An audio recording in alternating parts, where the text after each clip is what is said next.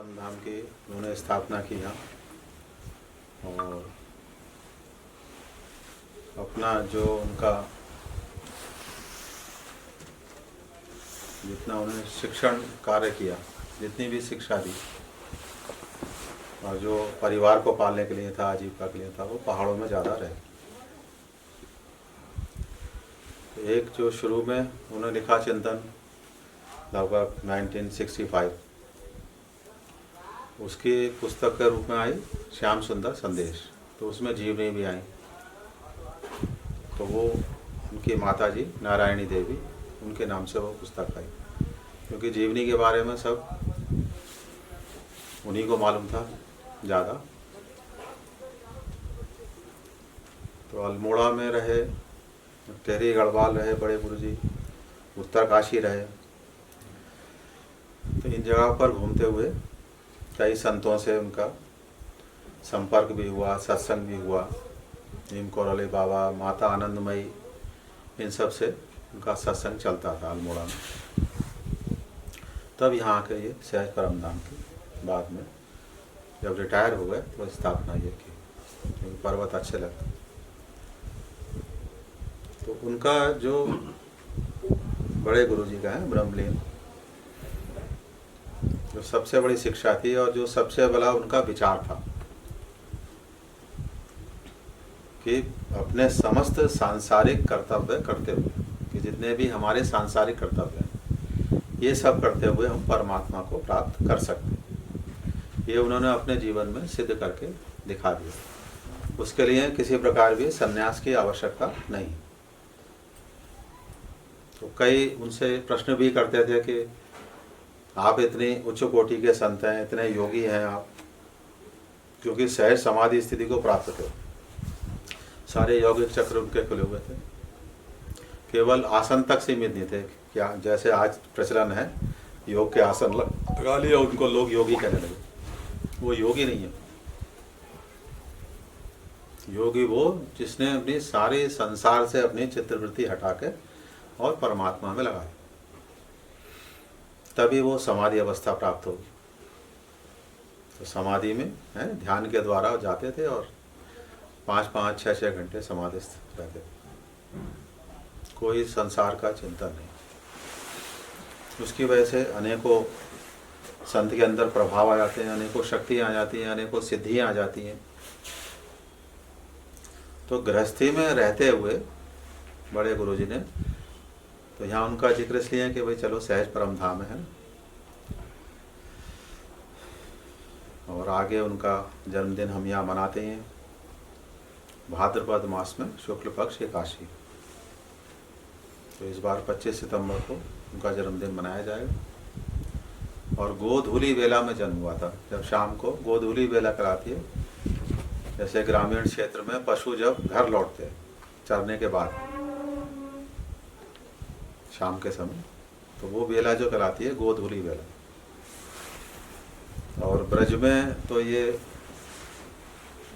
प्रचलन था और माना जाता था, ये मान्यता थी कि गौएं जिस रास्ते से आती थी, जो उनके खुरों से जो धूल उड़ती थी उसको गोधूली बेला कहते। मिट्टी में चलती थी वो, तो उससे जो मिट्टी उड़ती थी तो धूली हो जाती थी पूरी, तो उसको गोधूली बेला कहते। कि गाय जब लौटती थी तो उस धूल की भी जिनके ऊपर जरा सा भी अंश आ जाता था तो वो अपने को धन्य मानते, क्योंकि उनके पीछे पीछे ही भगवान कृष्ण चलते। इसलिए भी हमारा गाय का महत्व है कि गाय को उन्होंने इतना श्रेष्ठ माना कि भगवान उनके पीछे चल रहे है नहीं, गाय उनके पीछे नहीं चल रही है, भगवान उनके पीछे चल रहे। तो गायों का इतना महत्व। और गाय एक ऐसी है, कुछ भी ना मिले तो हम एक गाय को लेकर अपना पूरा जीवन बिता सकते हैं, है नहीं। हम शरीर की रक्षा कर सकते। कुछ भी ना मिले तो केवल दूध घी दही खा के उसका हम जीवन बिता सकते, मृत्यु नहीं होगी, है ना। इसलिए गाय का हमारे यहाँ सनातन धर्म में सबसे अधिक महत्व माना और पंचगव्य माने गए कि 5 जो गौ के द्वारा है, गाय का गोबर है, गाय का मूत्र है, उससे दवाइयाँ बनती हैं, ये पंचगव्य माने, ठीक है। और उसकी पूंछ से चंवर बनता था, और उसके दूध, दही, फिर घी, घी से यज्ञ होता है ना, और दूध से भगवान का स्नान है, आचमन है ना, दही दही से स्नान आचमन सब ये। तो किसी भी यज्ञ में इसलिए गाय का दूध माना गया है, जो हमारे शास्त्रों में कहा गया। गाय का ही घी होना चाहिए हवन में, गाय की सारी सामग्री होनी चाहिए, भैंस की नहीं, ये शास्त्रों में लिखा है, क्योंकि भैंसा जो है वो यमराज का वाहन माना गया। यमराज की सवारी क्या है? भैंसा है ना। उस तो भैंस के घी अगर बना को कहते हैं कि फिर वो राक्षस यज्ञ हो जाता है, उसको देवता स्वीकार नहीं करता। तो यज्ञ का जो अगर देखा जाए प्रधानता, तो वो गाय के घी से यज्ञ की प्रधान।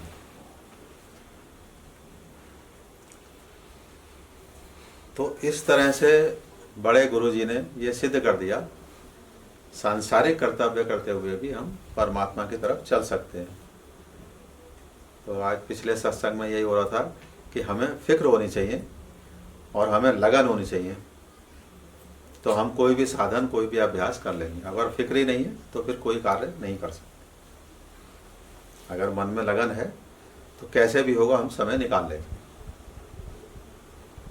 तो एक समय की वो बताते थे, जब बड़े गुरुजी उत्तरकाशी में थे और उनके गुरु 150 साल उम्र थी, वहाँ थे वो एकमात्र शिष्य थे उनके, ब्रह्म ज्ञान का वहाँ भी उपदेश मिला। तो स्वप्न एक बड़े गुरुजी को आया वहाँ, एक तरफ भगवान बैठे, एक तरफ स्वयं है वो खुद बड़े गुरुजी है, और दूसरी तरफ एक बहुत वृद्ध सन्यासी, बहुत सफ़ेद बाल, जटाएं और वो सब। तो जो वो वृद्ध सन्यासी हैं, जो साधु हैं, वो भगवान से ये प्रश्न कर रहे हैं कि मेरी भी तपस्या इनसे कम नहीं है। बड़े गुरुजी के लिए कहते हैं कि मेरी भी तपस्या इनसे कम नहीं है, लेकिन आप इनको ज़्यादा अच्छा मानते हैं, इनको ज़्यादा महत्व देते हैं, यानी कि बड़े गुरुजी। ऐसा क्यों? तो वहाँ वो उन्होंने बताया कि भगवान ने उत्तर दिया कि इसलिए इनका महत्व ज़्यादा है कि तुमने सन्यास आश्रम लिया, सन्यास के सारे नियम अपनाए, और सारा समय तुम्हारा भगवत भजन के लिए ही था।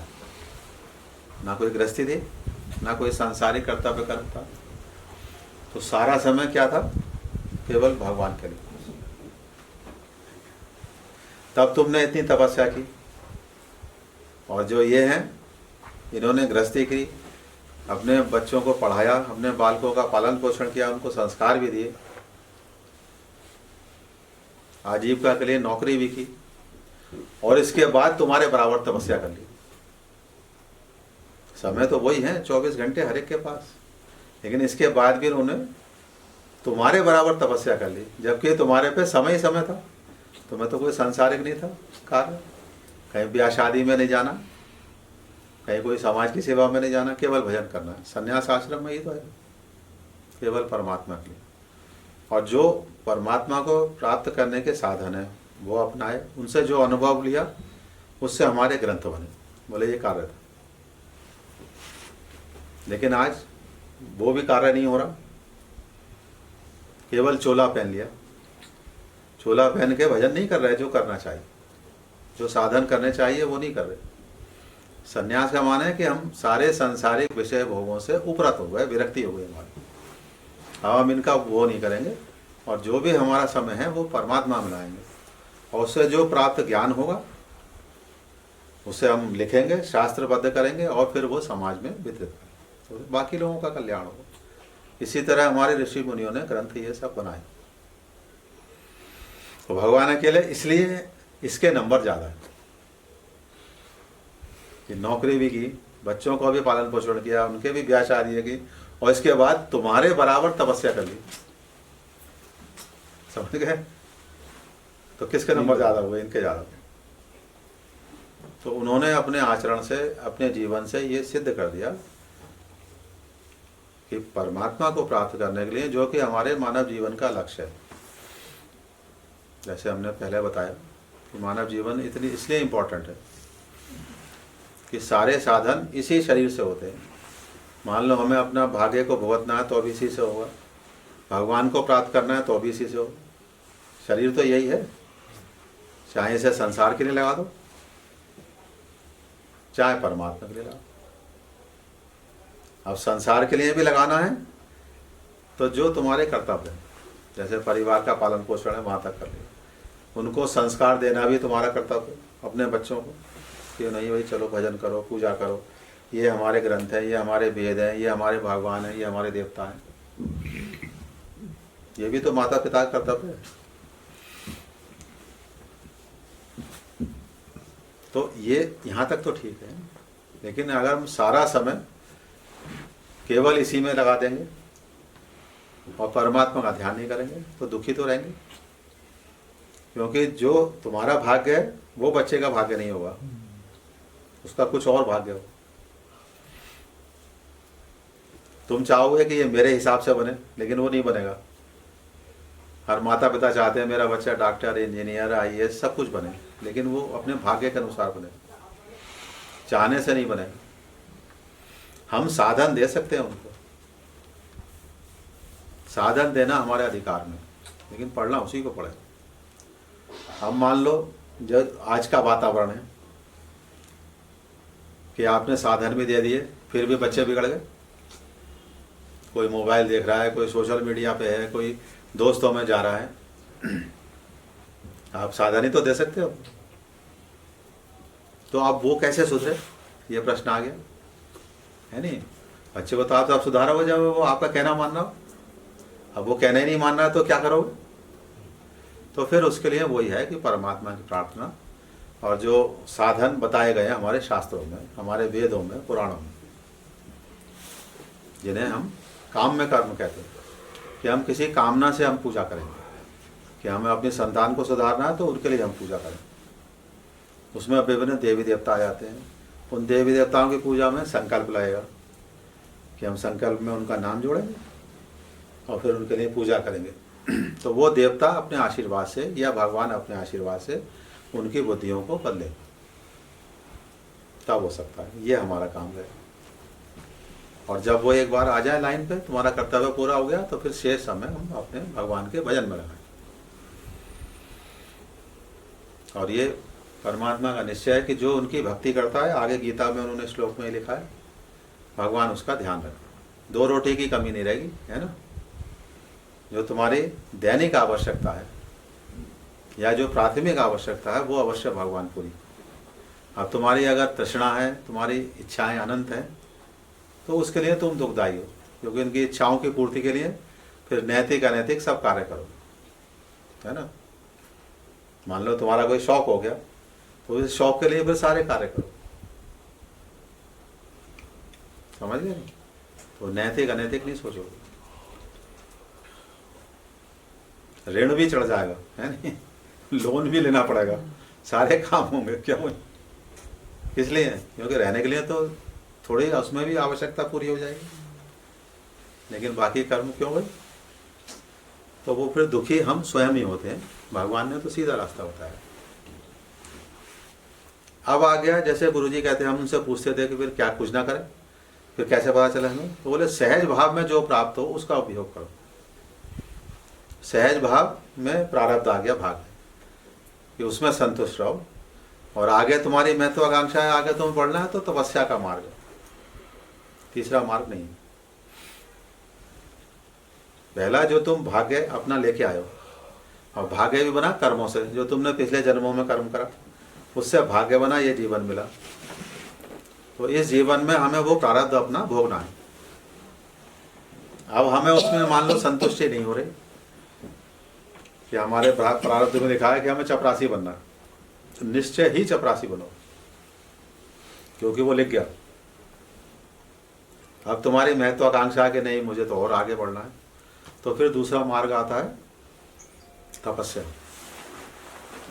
तपस्या करोगे तो भगवान दूसरा रास्ता निकालेंगे, तो तुम्हारी अन्य इच्छाएं भी पूरी हो जाएंगी और साधन बन जाएंगे चपरासी के अलावा। लेकिन अब वो साधन कौन बताएगा, तपस्या कौन बताएगा? तो फिर वो गुरु की आवश्यकता है।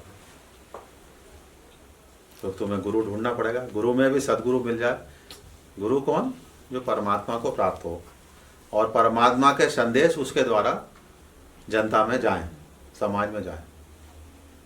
परमात्मा जिसको वर्ण करें कि मेरा जो अब ज्ञान है, जो मेरा धर्म है, वो इसके द्वारा समाज में फैले, वो हुआ सदगुरु। बाकी सब क्या कहलाएंगे फिर? शिक्षक, टीचर्स हैं। कि मुझे मान लो 4थे क्लास का ज्ञान है तो मैंने वो बता दिया, किसी को 10वें क्लास का ज्ञान है उसने वो बता दिया, तो वो सब शिक्षक कहलाएंगे, गुरु नहीं कहलाएंगे। गुरु वो जो परमात्मा का ज्ञान दे, तुम्हारा कल्याण कर सके और परमात्मा तक पहुंचा सके, वो सदगुरु कहलाने के लायक। अन्य शिक्षक कहलाएंगे, उनका भी महत्व है, क्योंकि सीढ़ी दर सीढ़ी चल के तुम आगे आओ। लेकिन अगर तुम सब कुछ उनको मान लोगे तो वो परमात्मा का ज्ञान नहीं दे सकते। जैसे रावण था, जब उसने ब्रह्मा जी की तपस्या की, उसकी महत्वाकांक्षा थी कि मैं तीनों लोक जीत लूँ, बहुत बड़ा राजा बनूँ, मुझसे बलशाली कोई ना हो। तो उनके पिता विश्रवा मुनि ने कहा कि तपस्या करो। तो उन्होंने तपस्या की।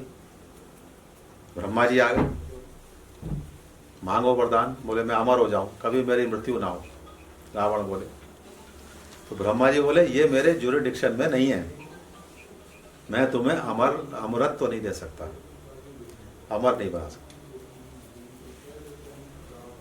तो वहां आगे नहीं आ गई बात कि जो 10वें क्लास का टीचर है वो 10वें तक ही तुम्हें पढ़ाएगा।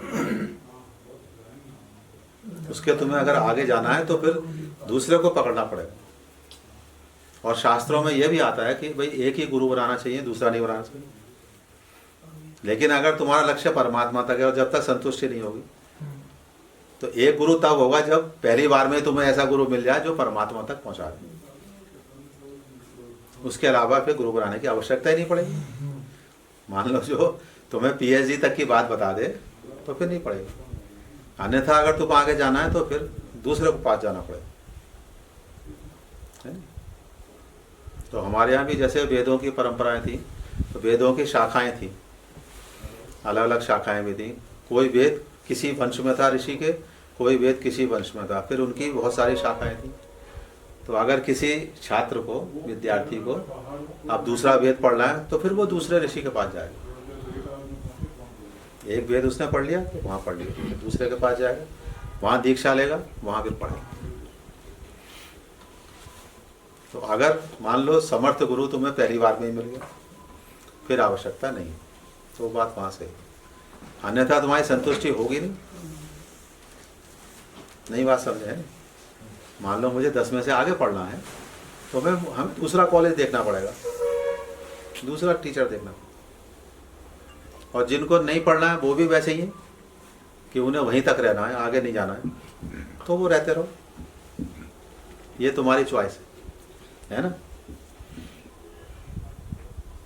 और इसमें एक व्यवस्था ये भगवान ने और भी की है कि अगर आपकी जिज्ञासा और आपका लक्ष्य परमात्मा तक ही पहुंचने का है कि नहीं मुझे तो किसी हालत में भी परमात्मा को प्राप्त करना, तो उनकी व्यवस्था है कि वो तुम्हें ऐसे सदगुरु से मिला देंगे, तुम अपने आप स्वयं उस गुरु के पास पहुंच जाओ।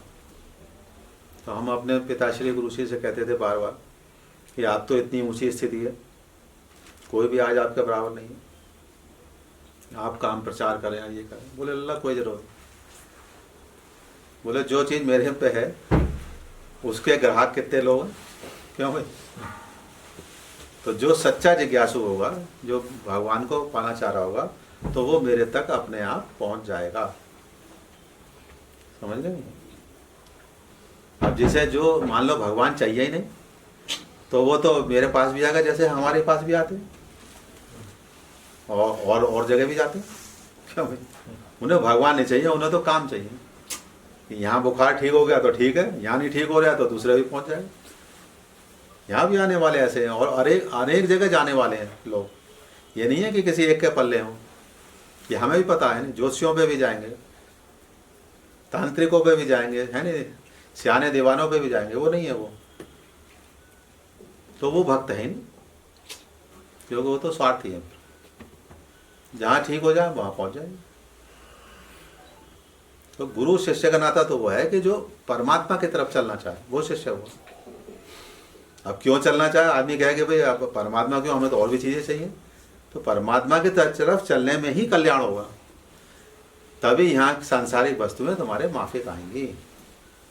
नहीं तो ये सांसारिक वस्तुएं भी माफिक नहीं आएंगी अगर परमात्मा की तरफ नहीं चलोगे। यहाँ की वस्तुओं में सुख नहीं है, वो तुम्हारे अर्जित पुण्यों में है। जैसे तुमने कोई पुण्य अर्जित कर लिया, तुमने अच्छे कार्य किए, है नहीं, तपस्या भी की, उपवास भी किए, तीर्थ यात्राएं भी की, तो वो तुम्हारा एक इकट्ठा हो गया खजाना, वो पुण्य इकट्ठे हो गए, तो वो पुण्य तुम्हारे फलेंगे। अब चाहे तुम्हें संतान से सुख मिले, चाहे पड़ोसी से सुख मिले, चाहे मित्र से सुख मिले, तो वो तुम्हारा अपने पुण्य से तुम्हें सुख मिलेगा। बहुत से कहते हैं ना मेरे 4 लड़के हो जाएंगे तो मुझे बहुत सुख मिलेगा। और जरूरी है चारों तुम्हें रोटी दें, चारों आपस में लड़ जाएंगे? तो वस्तुओं से या इनसे सुख नहीं है। समझ गए यशवीर है? सुख क्या है, वो तुम्हें ही अर्जित करना पड़ेगा पुण्य, तो तुम्हें किसी से भी मिलेगा, है नहीं। जैसे संतों के लिए सब लोग सेवा करने को तैयार है नहीं, लाओ हम आपकी सेवा करें, है या नहीं, सब लोग तैयार हैं सब। तो सुख शांति तुम्हें अपने पुण्यों से मिलेगी और उसका अर्जन भी तुम्हें ही करना पड़ेगा। अगर नहीं करोगे तो तुम सोचोगे इससे सुख मिल जाएगा, इससे सुख मिल जाएगा, नहीं मिलेगा, कोई काम नहीं आएगा, है ना? संतान भी काम नहीं आई है। राजा उग्रसेन थे, अब कंस ने उनको जेल में डाल दिया, बोले तुमने बहुत राजपाट कर लिया, अब हम करेंगे। तो कहाँ मिला संतान से सुख? और इतिहास में भी औरंगजेब ने शाहजहां को बंद कर दिया, बोले सारे जीवन तुमने सारे खजाना इसमें लगा दिया ताजमहल बनाने में। बोले और कोई काम नहीं था तुम्हें? उसने भी वहां डाल दिया जेल में। बोले मैंने ताजमहल में लाया, तो उन्हें एक कमरा दे दिया और वहां से ताजमहल देखते रहो, बोले यहाँ बैठे को देखते रहो बस।